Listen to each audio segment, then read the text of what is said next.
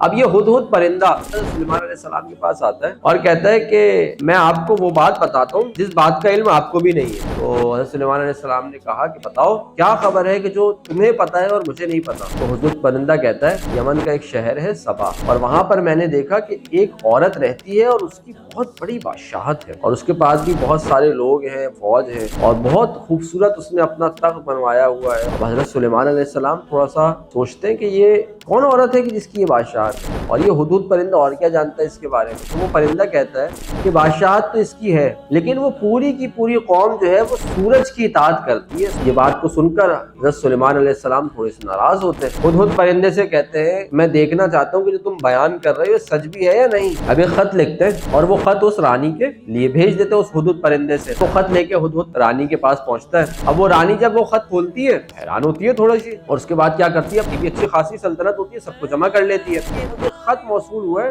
جو کہ اچھا معلوم ہوتا ہے، اور خط پڑھ کے سناتی ہے کہ اس طریقے سے ایک بادشاہ ہے سلیمان، اور مجھے یہ اللہ تعالیٰ کی بندگی کی دعوت دے رہا ہے، تو بتاؤ مجھے کیا کرنا چاہیے۔ تو لوگ سب سے پہلے کہتے ہیں کہ دیکھیں ہماری سلطنت طاقتور تو بہت ہے۔ تو وہ کیا کرتی، وہ کہتی کہ اگر میں نے انہیں ناراض کر دیا اور انہوں نے حملہ کیا تو ہوتا یہی ہے کہ جب حملہ کرتی ہے دوسری سلطنت تو جو اس کے امراء ہوتے ہیں یا پھر اس کی بادشاہ یا رانی ہوتی ہے سب سے برا حال اس کا ہوتا ہے۔ اس سے بہتر یہ ہے پہلے میں معلوم کروں کہ جو سلیمان ہے بادشاہ اس کی طاقت ہے کیسی۔ وہ اسی پرندے سے اس خط کو دوبارہ روانہ کرتی ہے اور اس کے ساتھ ساتھ کچھ تحائف بھیجتی ہے سلیمان علیہ السلام کو، اور جن لوگوں کو جو ہے وہ بھیجتی ہے ان تحائف کو لے کر ان سے کہتی ہے کہ ذرا دیکھو یہ جو اس کی فوج ہے یہ کتنی بڑی ہے، کیا قوت ہے۔ اب یہ لوگ آتے ہیں وہ تحائف دیتے ہیں۔ اچھا وہ تحائف دینے سے پہلے وہ لوگ سب جائزہ لے لیتے ہیں کہ سلیمان علیہ السلام کی سلطنت کتنی بڑی ہے، اس کے اندر کون کون ہے، اور وہ بہت انہیں برا لگ رہا ہوتا ہے کہ اب یہ تحفہ ہم دے رہے ہیں یہ بہت ہی حقیر تحفہ ہے حضرت سلیمان علیہ السلام کے۔ حضرت سلیمان علیہ السلام کو وہ تحفہ دیتے ہیں، حضرت سلیمان علیہ السلام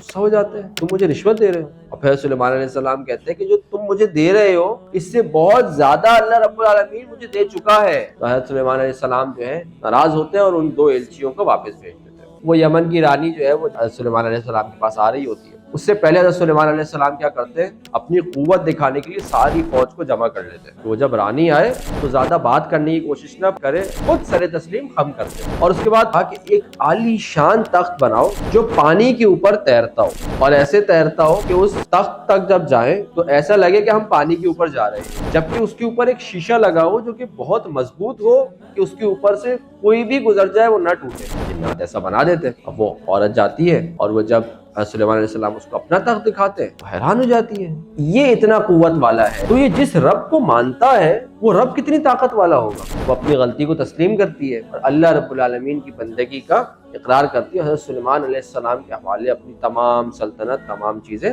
کر دیتی ہے۔